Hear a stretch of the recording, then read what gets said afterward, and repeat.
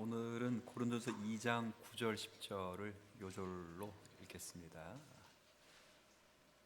고린도전서 2장 9절 그리고 10절 두 절입니다.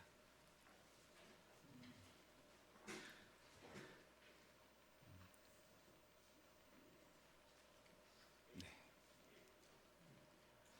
자, 우리 성경 펴셨으면 여기 지금 앞에 또 있으니까 자막도 있고 성경 보시고, 자, 한번 같이 9절 10절 같이 읽겠습니다. 기록된 바 하나님이 자기를 사랑하시는 자들을 위하여 예비하신 모든 것은 눈으로 보지 못하고 귀로 듣지 못하고 사람의 마음으로 생각하지 못하였다 함과 같으니라. 오직 하나님의 성령으로 이것을 우리에게 보이셨으니 성령은 모든 것 하나님의 깊은 것까지도 통달하시느니라. 아멘. 네, 조금 이따 이 말씀 좀 살펴보도록 하겠습니다. 계속해서 저희들이 교리문답을 통해서 하나님 말씀을 배워가고 있습니다. 이 교리문답을 배운다는 것은 우리가 공교회를 다지는 것이고 성도가 연합하여 교제하는 가장 확실한 표입니다. 그래서 우리가 다 같이 공적 교회를 이루고 있다, 그리고 그 교회 속에서 우리가 연합되어 교제한다는 것을 뭘로 표현할 수 있느냐, 그럴 때 바로 신앙 고백과 일치된 예배입니다. 일치된 예배와 일치된 신앙 고백, 이것이 한 교회를 이루었다고 하는 가장 중요한 특징입니다. 자, 그래서 우리가 요즘 이제 배우고 있는 부분은 어떤 부분이냐면, 교회를 향해서 하나님이 베푸신 은혜들에 대해서 이제 배우고 있습니다. 죄 용서도 이미 배웠고, 지난주에는 뭘 배웠냐면, 뭘 배웠죠?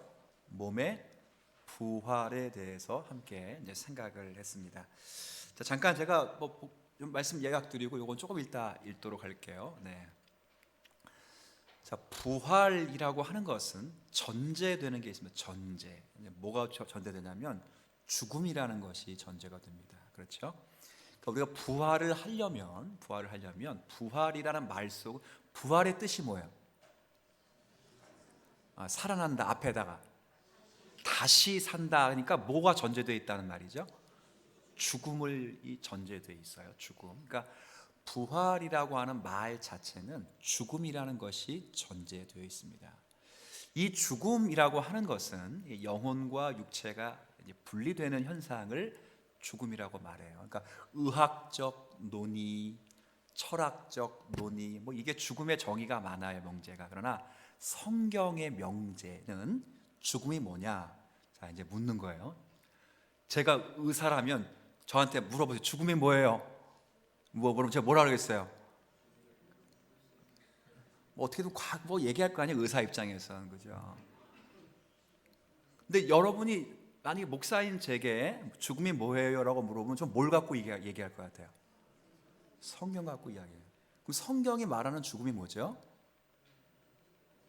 조금 전에 여러분 지금 고백해 주신 것처럼 영혼과 육체가 분리되는 거, 이게 죽음이에요. 그러니까 목사님 그런 걸 어떻게 그걸 증명할 수 있어요? 성경이 나와 있기 때문에 성경을 통해 우리가 말하는 거예요. 그러니까 여러분들이 기독교인의 가장 큰 특징과 차이점, 세상의 차이점은 우리의 근거는 딱 하나예요. 우리 근거 뭐예요? 성경이에요. 성경보다 더 근거한 다른 권위가 없어요. 그러니까 이제 헌법보다 더 우선시되는 게 뭐예요? 성경. 더 우선시되는 게 그거예요. 그러니까 법을 제정하시는 입법부에서 잘못 제정할 때, 어떤 걸 제정할 때 그것이 기독교인이 가지고 있는 성경과 충돌하면 우리는 반대 의견을 펼치는 거죠.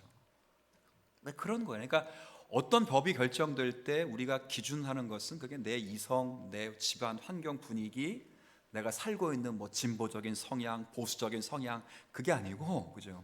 태어나면서부터 이 동네는 어디, 이 동네 그런 게 아니고, 우리가 가장 우선시돼야 되는 모든 결정은, 기준은 다시 뭐라고요?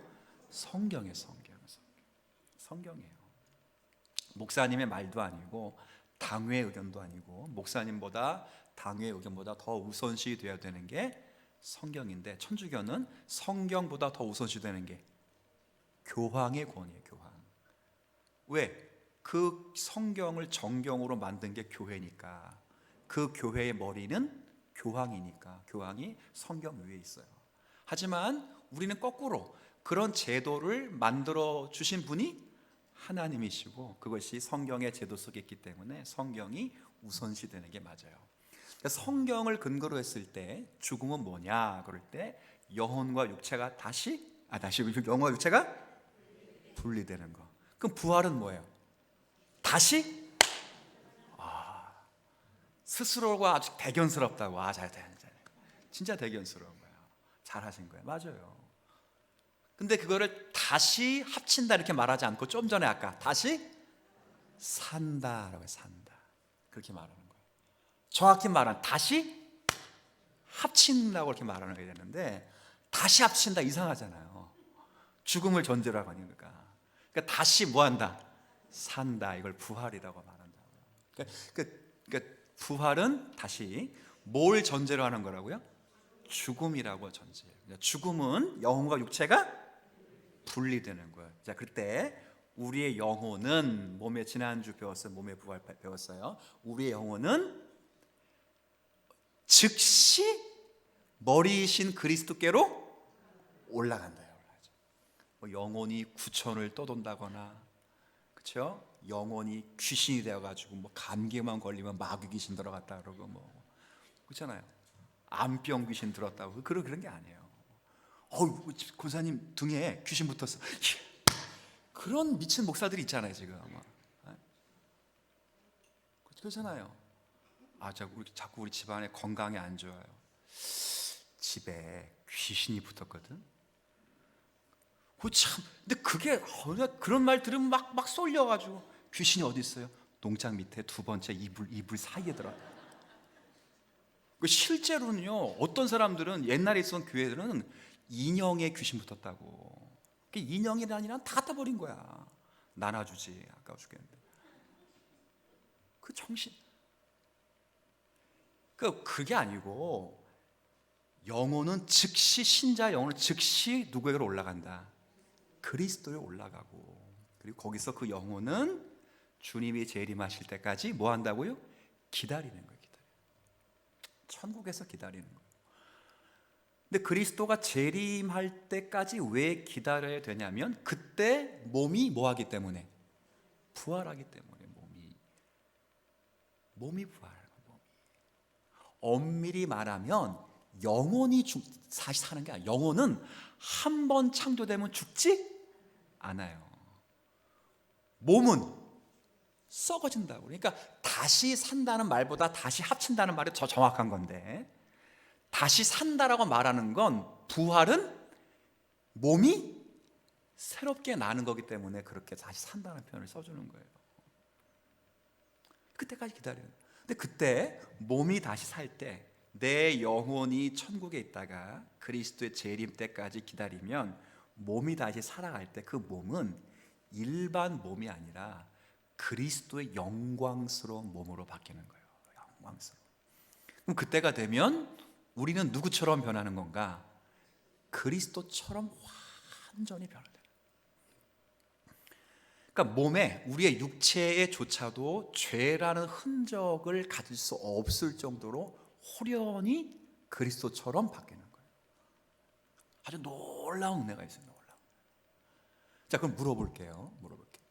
예수 믿는 사람들만 부활할까요? 예수 믿지 않은 사람도 부활할까요?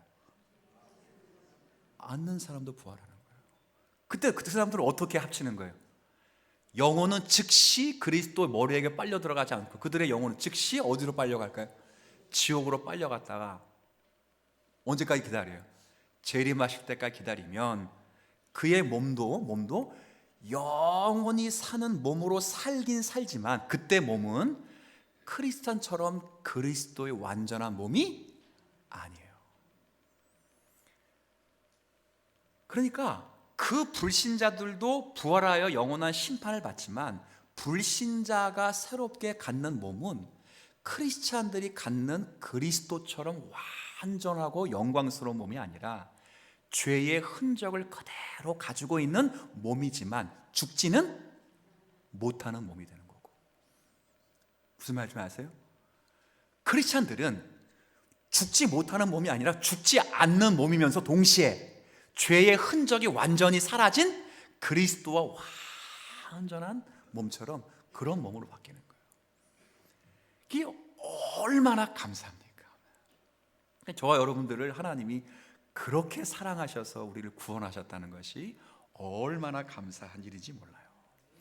자, 그러면 그때가 되면 딱 마지막 한 말씀이 성취가 돼요.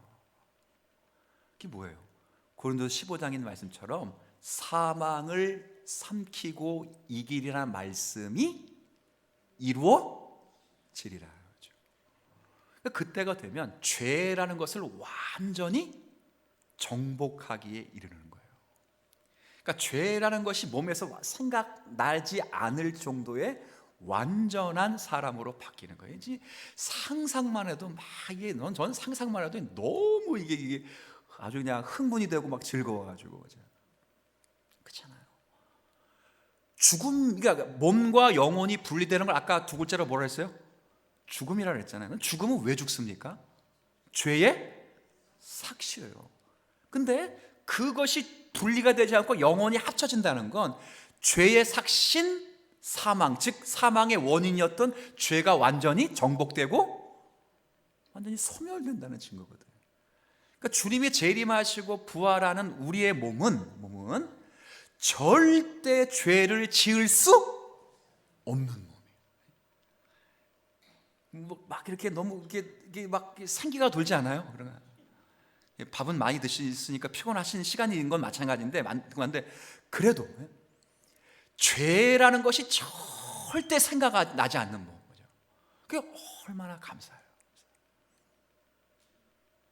그러니까 그런 존재로서 우리를 부활로 이끈 다음에 이제 오늘 나누게 되는 이제 그 내용은 뭐냐면 영생이에요. 영생.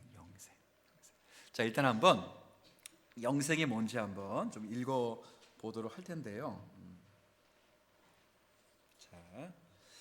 자, 영원히 사는 것, 영생에 대한 조항이 당신에게 주는 위로는 무엇입니까? 한번 같이 읽어볼까요? 시작. 내가 마음으로 누리기 시작한 것처럼 이 생명이 끝나면 눈으로 보지 못하고 귀로도 듣지 못하고 사람의 마음으로도 생각하지 못한 완전한 복락을 얻어 하나님을 영원히 찬양할 것입니다. 네. 자, 이제 두 가지를 오늘 살필 거예요. 요 말씀 읽기 전에 첫 번째, 영생의 의미라는 것이 뭐냐 하는 것과 두 번째, 영생의 실체가 뭐냐, 영생이 뭐냐 하는 거예요. 일단 영생이라는 말 자체가 무슨 말인지 아셔야 돼요. 영생의 뜻이 뭐예요? 뜻. 자, 영생의 뜻, 영원히 훌륭하셔요. 충분히 좋을 자격이 있어요. 영원히 뭐한다? 산다. 그렇죠. 영원히 산다는 거예요. 이 말은 죽지 않는다. 자, 그런데 성경을 잘 읽어보면 영생과 비슷한 단어가 또 있어요. 똑같은 두 글자인데 앞글자는 똑같아. 영생과 똑같은 단어가, 비슷한 단어가 성경에 비슷하게 써 있어요. 똑같은 두 글자이시고 앞에 글자가 똑같아. 영생. 그러면 그렇죠. 누가 훌륭한 건지 모르겠어요. 지금 답을 유도하는 사람이. 자, 영원이에요. 영원. 근데 성경은 놀랍게도 영원과 영생을 항상 구별해서 사용해요. 자, 무슨 말씀인지 아세요? 자, 다시. 영원이라고 할 때는 시작도 없고 뭐도 없어요. 잘 들으세요. 영원은 뭐도 없고 뭐도 없어요? 시작도 없고 끝도 없어요. 자, 근데 영생은 뭐는 있고 뭐는 없어요. 영생이니까, 생이라니까 낫다는 거 아니에요. 그러니까 뭐는 있어요. 시작은 있지만 약간 구별이 됐어요? 확실히 됐어요? 그래서 하나님을 영생하시는 하나님이라 불러요? 영원하신 하나님 불러요? 엑설런트, 훌륭하신, 영원하신 하나님이에요. 자, 그런데 여기서 요 현관문을 딱 나가자마자 왼쪽으로 해서 정확히 300m를 가면 바로 옆에 교회가 하나 보이는데, 네? 하나님의 교회가 보여요. 거기는 하나님을 영원하시는 하나님이라 부를까요? 영생하신 하나님 부를까요? 가보셨어요? 그 집회 다녀오신 것 같은데, 거기 화요일날 목요일날 우리 수요일 금요일 있듯이 화요일, 거기 영원하신 하나님을 안 부르고 영생. 왜 그랬을까요? 그럼 퀴즈. 그들은 아버지 하나님과 어머니 하나님 믿어요. 아버지 하나님은 1985년에 국수 먹다가 뇌졸중으로 돌아가신 안산홍 하나님이고, 어머니 하나님은 그의 내연녀였다가 본부인으로 차지해서 안산홍 죽고 총회장 꼬셔가지고 어머니 하나님으로 등극한 장기일자 하나님이에요. 근데 둘은 태어난 적이 있어요, 없어요? 그렇지. 그러니까 영원하신 하나님을 안 부르고, 자, 구별이 됐어요? 그러니까 성경이 얼마나 단어 선택을 아주 그렇게 뭐라고 할까요? 긴밀하게 하는지를 잘 보셔야 돼요. 그러니까 우리는 영원히 사는 것은 맞지만 영원이라고 말하지 않고, 지금 좀 전에 우리가 사도신경에 맞으면 영원히 사는 것을 믿사옵나이다, 믿습니다. 그 영생이라고 부르는 거예요. 왜? 태어난 적은 있지만 끝은 이제 없어요. 자, 그러면 이제 영생이란 말이 이제 아셨어요? 영원히 산다. 영원히 산다. 영원히 산다. 죽지 않고 영원히 사는 거예요. 영원히. 자, 그러면 질문 또 해볼게요. 예수를 믿고 부활하는 사람만 죽지 않고 영원히 살까요? 아니면 아까도 말했잖아요, 예수를 안 믿고 죽었던 사람도 나중에 영원히 살까요? 둘 다 영원히 살아요. 둘 다. 우리만 영원히 사는 게 아니고 그들도 영생하고 우리도 영생해요. 그럼 영생의 의미가 뭐예요? 아까 영생의 의미는 영원히 산다는 의미, 시작한 것은 있으나 뭐는 없다고요? 끝이 없는, 그렇죠? 영원한 영생에. 근데 우리는 그 영생의 의미를 하나 더 말해서 영생의 실체가 뭐냐 그럴 때 그냥 밑도 끝도 없이 영원히 사는 건 아니에요. 지옥에서도 영원히 살고, 나중에 예수님 재림하실 때 예수를 안 믿고 부활한 사람들도 영원한 불못에서 영원히 살아요. 죽고 싶어도 못 죽고 계속 사는 거예요. 그러니까 영생의 실체는 단순히 영생의 말의 의미처럼 죽지 않고 영원히 산다라는 정도가 아니라, 영생의 실체는 생명이신 그리스도와 영원토록 함께 하는 거예요. 그러니까 영생은 하나님과 영원토록, 한번 따라해 볼게요, 함께 하는 것.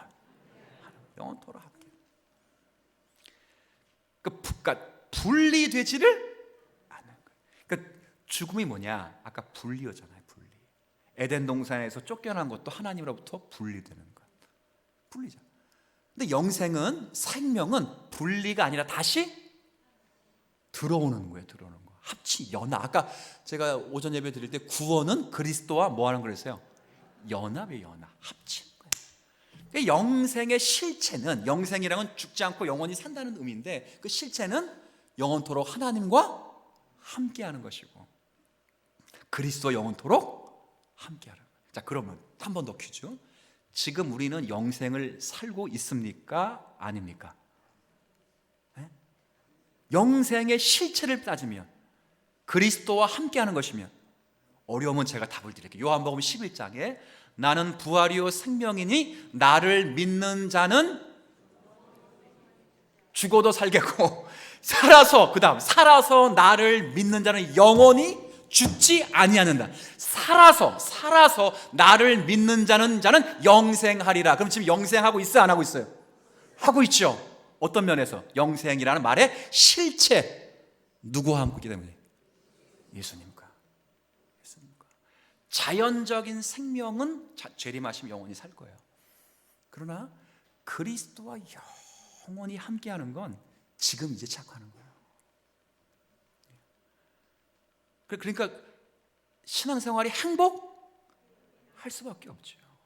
그러니까 아인슈타인이 상대성 이론 개발했잖아요, 그죠? 아주 간단하게 설명하면, 제가 장로님들하고 식사하는 시간하고 사랑하는 가족들하고 식사하는 시간을 똑같이 1시간 했어요. 1시간 동안 밥을 먹었다고.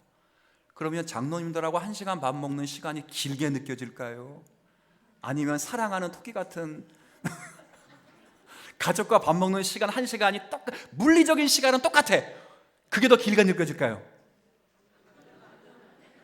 여러분 답해 주시면 꽤 곤란한 거야.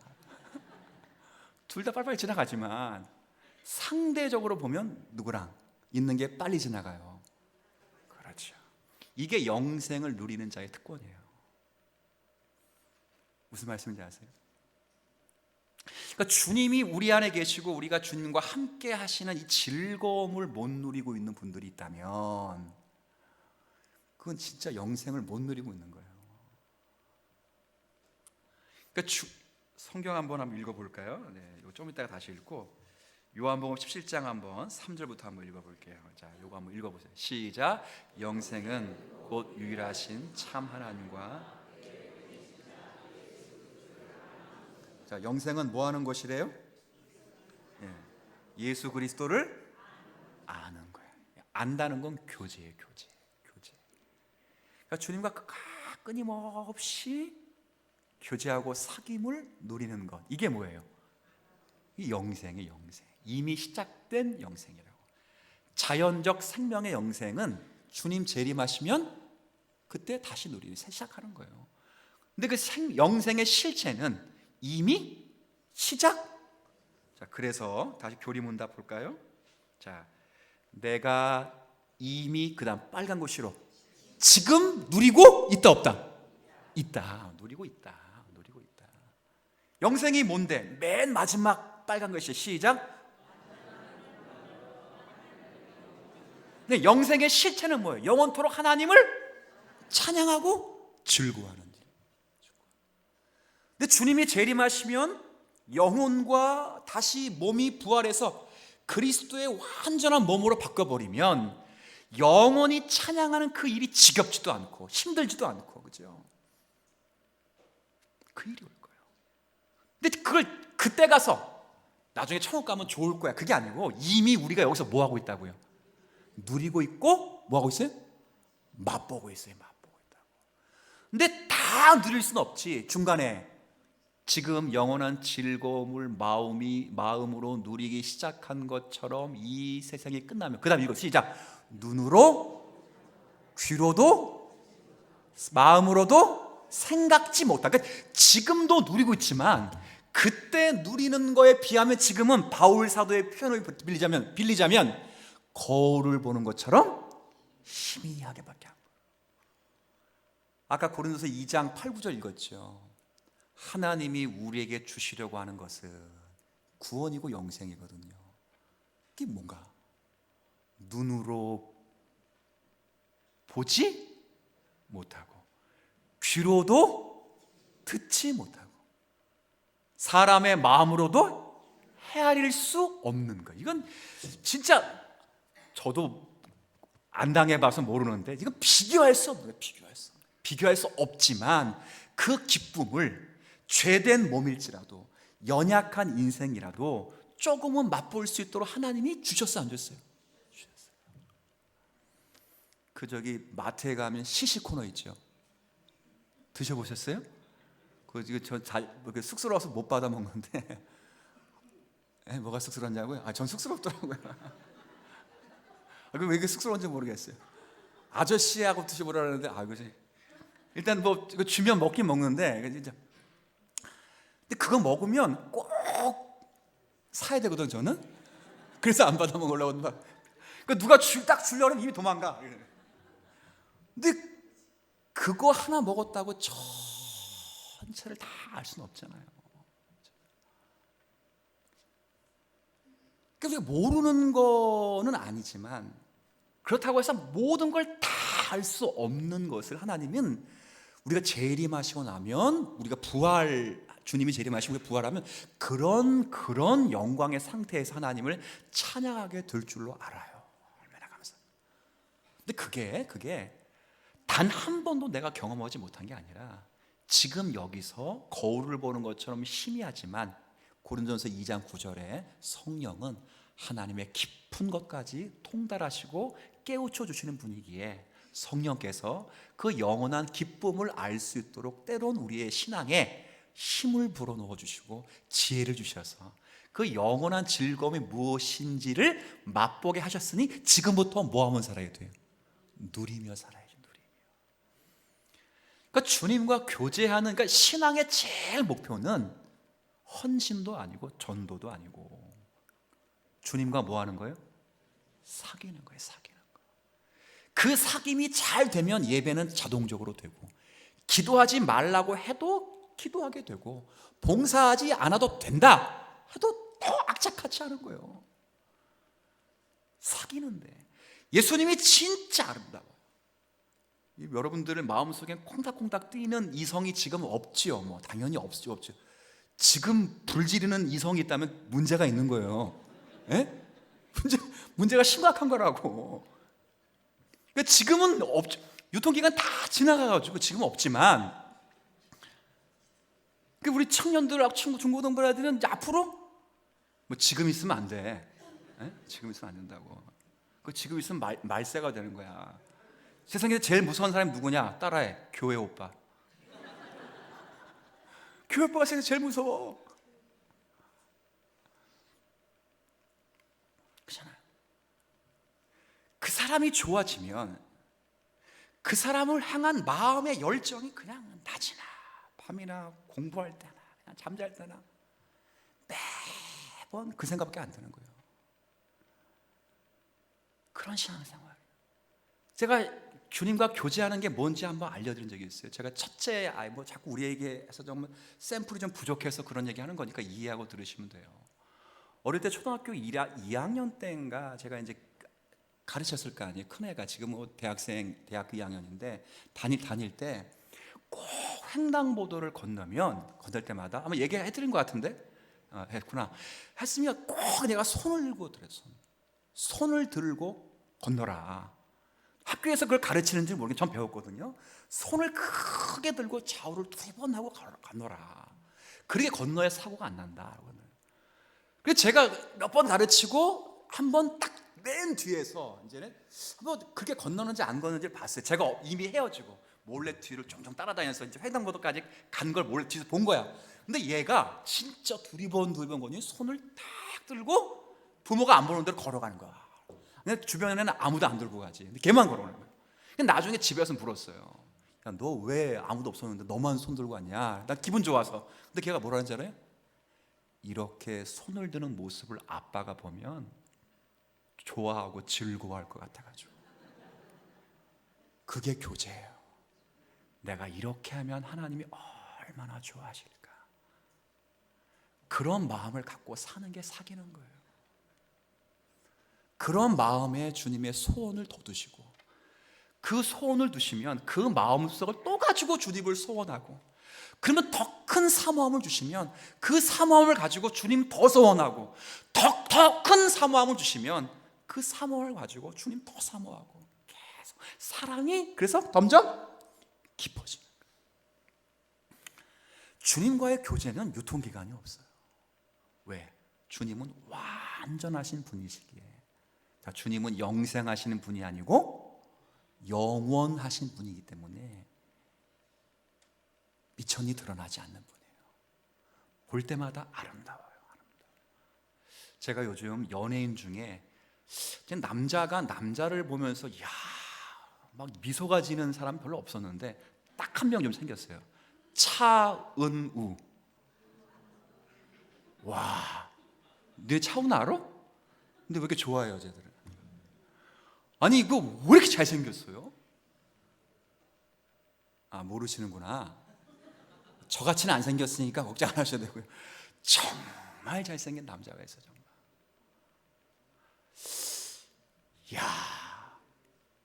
아니, 지금의 남편을 보면 답이 없고, 그 진짜 잘생겼는데, 근데 볼 때마다 이야, 괜히 저렇게 잘생길 수 있을까?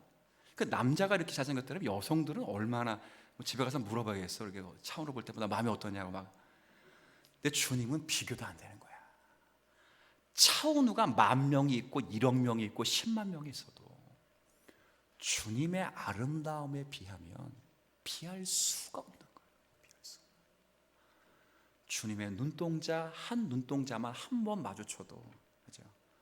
오빠 이 정도 수준이 아니라 자지러지는 거고, 주님의 부드러운 음성을 통해 내가 너를 안다라는 음성 한 번만 들으면 모든 게 다 녹아지고, 주께서 수고했다 그 말씀 딱 한 번 하시면 지금까지 목사도 몰라주고 장로님도 몰라주고 권사님도 몰라주고 아무도 몰라주는데 잘했어, 수고했어 한마디만 하면 모든 게 다 녹아져서 이 세상 무엇을 주어도 바꿀 수 없는 큰 평안이 밀려오는 거예요. 그런 힘을 가지고 계신 주님이라면 주님과 교제하는 이 영생을 이미 맛본 자들, 근데 앞으로 맛볼 건 이건 조족지요. 지금 하는 건 그거에 비하면 조족지요. 세 발의 피밖에 안 돼요. 그러나 감사하게도 성령의 조명하심 가운데 조금이라도 바울의 표현처럼 거울을 보는 것처럼, 지금 거울이야 아주 그냥 빼끔하게 잘 보이지만 예전에 동거울, 철에다가 비추는 그 희미한 뿌연 거울처럼 비출 줄 알아도 그 맛 때문이라도 지금의 영생의 누림은 결코 외롭지가 않는 거예요. 외롭고 힘든 길을 걸어갈 때 우리가 이 길을 잘 걸어올 수 있었던 건 누군가의 도움이 아니라 여러분의 결단과 여러분의 의지와 여러분의 힘 때문이 아니라 여러분이 넘어지기 직전에 붙드시고 여러분을 위해 지금도 하늘 보좌 우편에서 도구하시고 중보하시는 예수 그리스도의 아름다운 성품 때문이 아니겠습니까? 자기 백성을 사랑하실 때 죽기까지 사랑하시고 종의 형체를 입으사 우리를 대신하여 죽기까지 하셨던 그 그리스도가 다시 부활하여 원수 같은 우리를 찾아오셔서 우리와 연합해 주시고 성령을 우리 가운데 두셔서 우리를 하나님의 전으로 삼아주실 뿐 아니라 당신의 모든 신적 능력을 동원하여 우리를 그리스도의 장성한 분량에 이르기까지 우리 가운데 역사하시는 주님이 계시다면 그 주님을 알아들이는 것 자체만으로도 우리 큰 기쁨이 있는 거예요. 장차 주님 재림하시면 그리스도처럼 변화되어가지고 그분과 영원토록 살 것인데 지금 맛보며 사십시다. 지금 맛보며, 한 주간 동안 지금 맛보며 살아요. 지금. 그래서 여러분 예수님을 생각할 때만 뿐만 아니라 모든 일에도 이렇게 좋은 인생으로 살아 승리하는 한 주간의 삶이 되기를 주의 이름으로 부탁을 드리겠습니다.